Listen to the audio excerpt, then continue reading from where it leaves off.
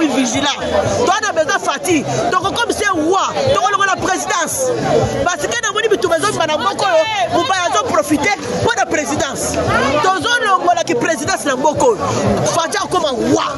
Donc, comme un roi, nous avons sauté. Comme un roi. Au nom de Jésus-Christ de Nazareth. Comme un roi. Jésus ou Nganga. Donc, on a besoin de Jésus. Jésus a un plaisir de vous abattre. Jésus a un plaisir de vous abattre bien. Le la Fati a un bien. Jésus a compté dans le monde comme roi. Ma chère compatriote, Mbota Nabino, Bisika Bozwami, Nabandako Nabino. Tozali ko kende wapi. Tozali komona biso moko na 21e siècle. Ndenge bazali ko bota la biso ba territoire, ba localité. Tozali komona balkanisation na miso na biso moko. Mais Congolais moko te alingi ko telema. Bandeko tango bazalaki kobenga bino botelema pona tina ete tobunda etumba oyo. Ça fait 30 ans bazali ko coloniser biso na un pays africain kombo na yango Rwanda, kombo na yango Communauté d'État d'Afrique de l'Est EAC.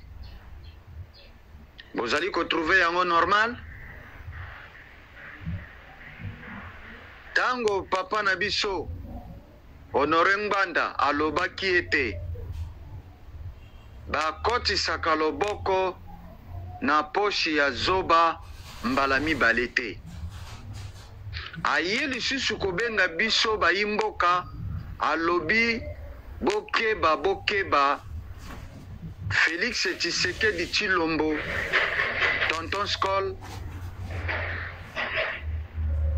Kuya, Tshilombo Zoba, Zoba.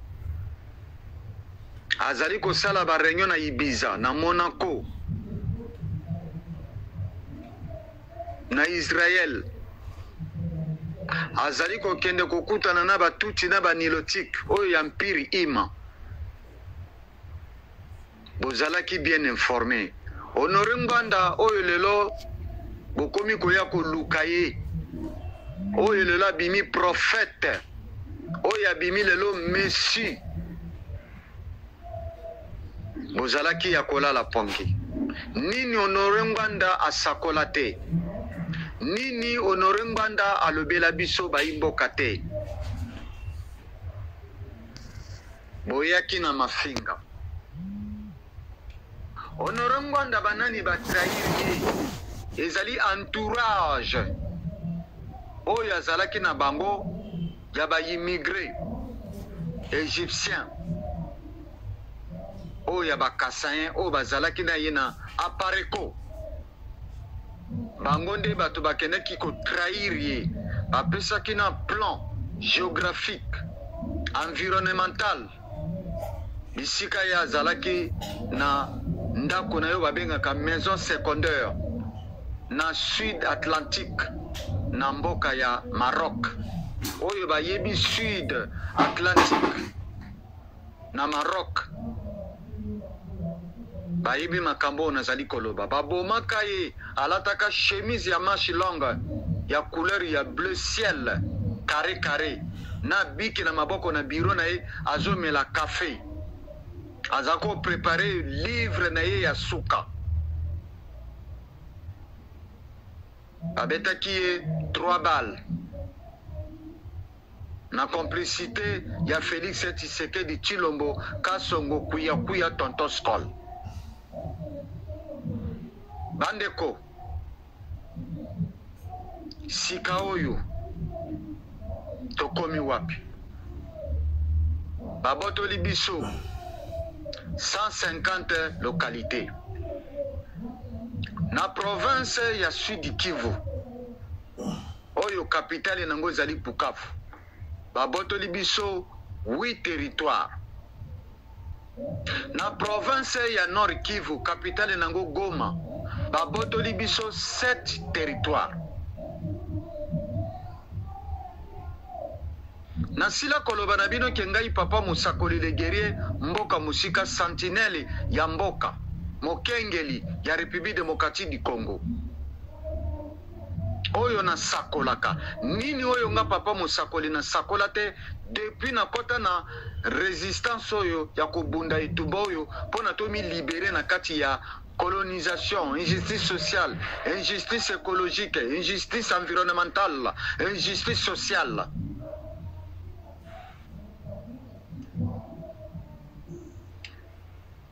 Nini oyo ngai papa Mosakoli na lobate. Nini oyo ngai papa Mosakoli na lobela bino te ba imboka. Nakanga église na ngai. Nakanga église na ngai. Oyo bazali na entourage na ngai ba yebi makambo nazali koloba. Na telemi lokola Luther King, Martin Luther King, États-Unis d'Amérique. Ami libéraki abimisaki bandimi ecclésia na ye alobi ça suffit. La rue c'est pour le peuple. On ne libère pas un peuple se libère. Batelemaki balongolaki kobanga bakendaki na nzela ya sacrifice. Botuna bayini na biso oyo bamona moi liboso na biso bayebi histoire ndenge nini banyokola batu mundu na mboka ya Amerika na mboka ya Donald Trump oyo akomi président ya États-Unis d'Amérique na 2025.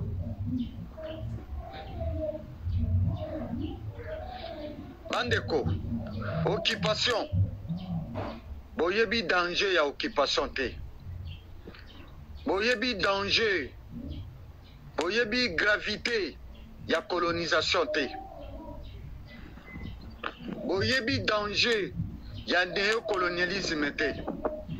Boyebi danger ya népotisme te. Boyebi danger ya tribalisme te.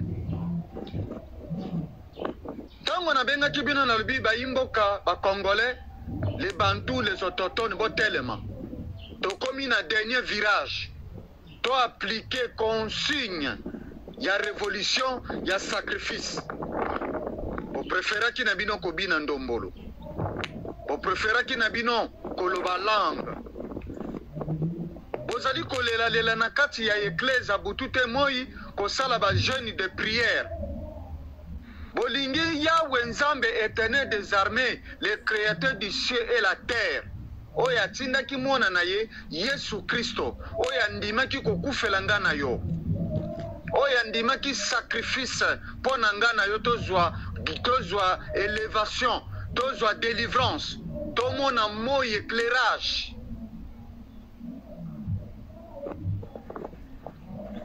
Yahweh Nzambe éternel des armées. Oya kelaki mokili na ye. Ayaki akutaki mokili ezalaki ténébreuse, a soufflé, alobi ténèbres sort bima. Lumière kiti ngai na bino tozali ba lumière.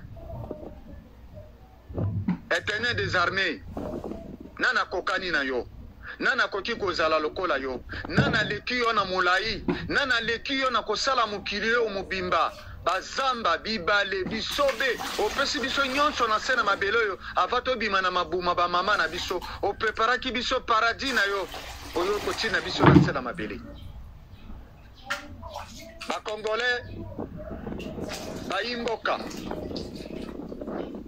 bososola. Éternel des armées, le Dieu créateur du ciel et la terre, Yahweh Nzambe, mokonzi na biso, Nzambe na biso, apesi biso na mabele ya babantu bototoni congolais, asopi biso ba ressource nyonso ya catégorie nyonso toza nango na Congo. État oyo Congo azali na yango économiquement, environnementalement. Peuple congolais koki ko vivre na situation azali na yango.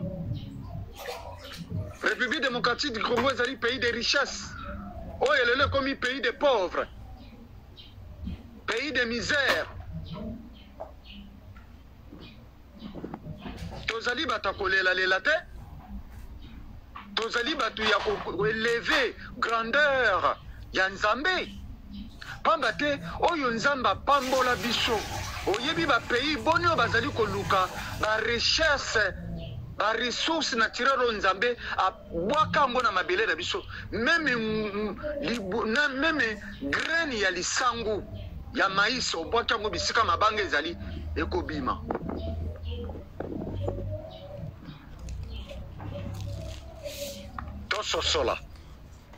Tososola soki tozalaki na bapasteur basali na nzambe ya solo oyo bazali bapatriote oyo baza na vision économique sociale na bambongo bango bazwaka badimi na bofrande bakokaki kosala na yango production na kati ya production ya mbongo badimi na mabonza oyo bango bazali kozwa na bakitunga na baeglesia bakokaki kotonga bekole bakokaki kocreye bacentre de formation baatelier menuiserie koforme bamaçon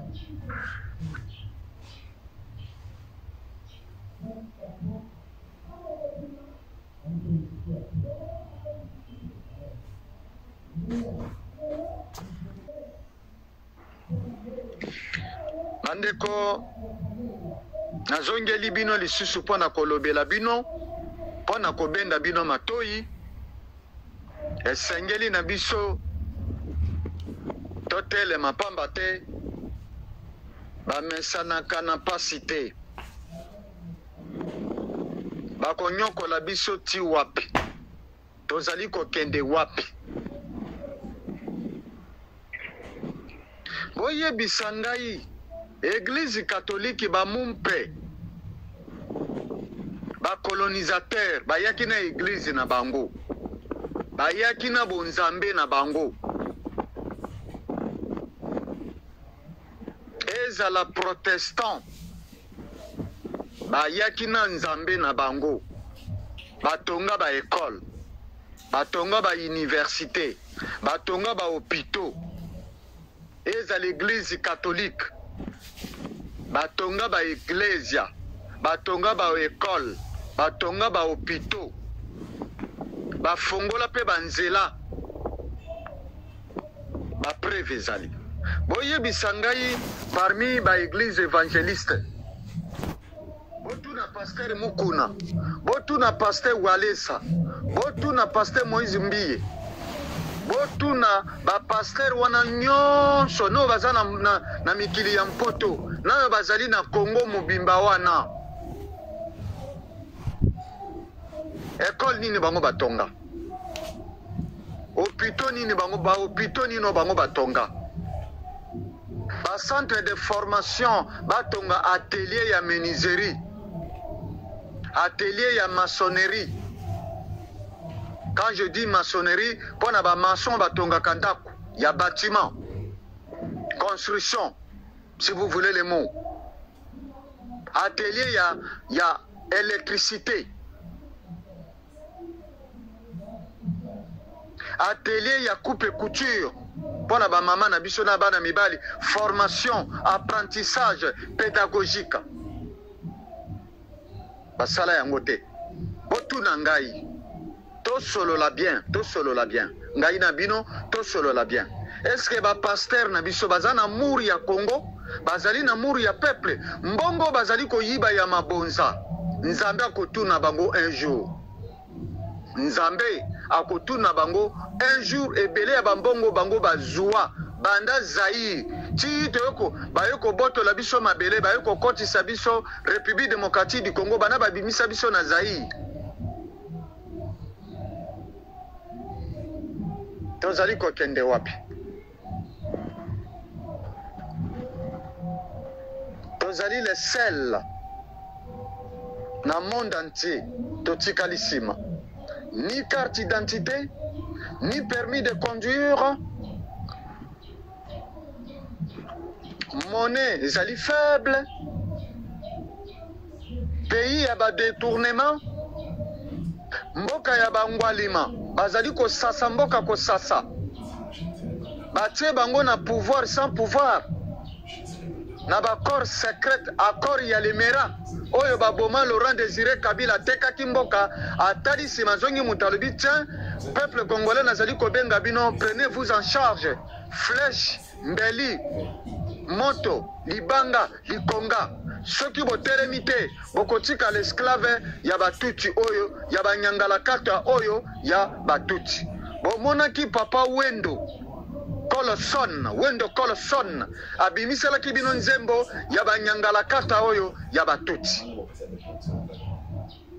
baboma Laurent Désiré Kabila pona bakor oyo ya lemera ayaki na bango soi-disant babenga na dictature ya nakati na Zaire badeko pays nyonso bayaka koagrese mboka ya bato bayaka pamba te histoire ya Hitler bomoni ndenge akangaki bamboka ebele na Europe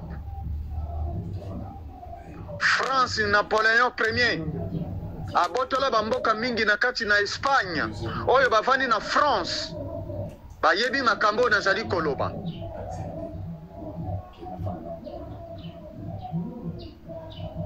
Paul Kagame yena batuti na banilotique basangani bango nyonso ba pays d'Afrique de l'Est ba peuple nomade baye kobotola biso mabele oyo ezali l'arche de l'alliance oyo ezali ba localité na ba territoire na bénédiction ya UDPS bino moko bomoni UDPS bauti koyamba etini fabriqué na kobo ya Banyamulenge ye moko Tilombo Zoba Tintuntu Zoba inconscient bololé alobaki na bino polele na Londres botika Banyamulenge bazali ba congolais asuki wana te aye le 22 février 2024 après avoir kosala élection à domicile simulacre électoral alobi na bino polele botika batuti congolais bazali ba congolais babunda bakufa pona drapeau ya Congo pona bino ezali trahison ou bien boza ko trouver yango ezali normal pamba ta alobi na bino polele azali le seul président oyo banda Zaire tito koti na République démocratique du Congo azali le seul président oyo apesi force na ye apesi batuti na banilotique nationalité ya ofele o babengi na Kikongo pesa munu passage. C'est confirmé la balkanisation. Botang article 51 ya Constitution ya République démocratique du Congo. Article 51 nango botanga yango. Tous à la série. Muntu na muntu a réfléchi. Nazali kobenga na bino na situation géographique, politique, sécuritaire. Oye komeli biso na mboka ya insécurité baye ko imposer biso ba etini fabriqué Banyabusha na Ituri Banyabusha etini Banyabusha na province ya Nord Kivu na province ya Ituri oyo deuxième agressé historique ya République démocratique du Congo na koma ya Tibwabwa Yoweri Museveni de l'Uganda ba fabriqué biso etini na kobo ya Ema na province ya Sud Kivu ba fabriqué biso etini Banyamulenge na Manyema na Bukavu na ili ya Idjwe na Laki Kivu ba fabriqué biso etini Tuti congolais ye moko Tilombo Zoba à la moindre escarmouche abimisa yango na malobana na monoko na ye bozali na ba vidéo. À qui la faute? Mes chers compatriotes, le Rwanda, des ambitions territoriales claires à l'est de la République démocratique du Congo, je vous invite, peuple congolais, à suivre ou écouter cette vidéo du porte-parole de la mutualité Asibele Isoko Tuti Christian Bosembe. La prophétie d'Honoré Mbanda est accomplie. Les 3 missions de Félix Antoine Tshilombo Tshisekedi Kasongo, Tonton Skol, Kuya Kuya. elles sont devenues la réalité finale à nos yeux. 1.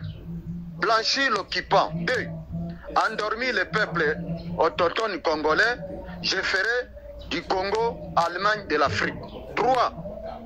Légaliser l'occupation et la balkanisation. Qui est responsable de cette situation? Triste réalité. Papa Monsakoli le guerrier Mboka Mosika. IDPS oyo bazali ba immigré égyptienne ba taliban ya Mbujimai. Botala ndenge bateki mboka na biso na Paul Congo. Botala ndenge bateki mboka na biso Congo na Paul Kagame oyo na kombo ya Kalonji Paul Kagame oyo bango batandela ki tapis rouge na stade de Matiri ya Marshal Mobutu Tonga. Secrétaire général ya parti IDPS